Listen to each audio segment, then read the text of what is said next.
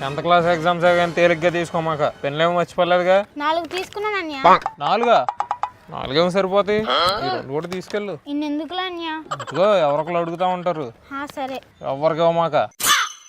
Paper తేలిగ్గా వస్తే ఎక్కువ రాయాల్సి వస్తుంది, మళ్ళీ నీకు లేకుండా పోతాయి. సార్ కొంచెం టైం అయిపోతుంది, లోపల పంపించండి. సరే వెళ్ళి బాగా exam, all the best. Okay అన్య, బాయ్. సార్ మా చెల్లి ఎగ్జామ్స్ రాస్తుంది, రిజల్యూషన్ గా రూమ్కి వెళ్తే కొంచెం చూడండి సార్. హాల్ టికెట్ నెంబర్ ఎంత? 102.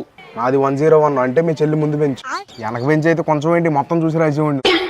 మా మాటలు చెప్పి చిన్నపిల్లల దగ్గర ఎరేజర్లు లేపేసి అలాగ ఉన్నాడు. ఈడు ఎగ్జామ్ రాయడం ఏంటి? సారీ సార్, నేనే కొంచెం ఎగ్జామ్ సెంటర్కి వెళ్ళి హడావుడిలో ఉన్నాను. ఎగ్జామ్ సెంటర్ గా రండి, నేను డ్రాప్ చేస్తా.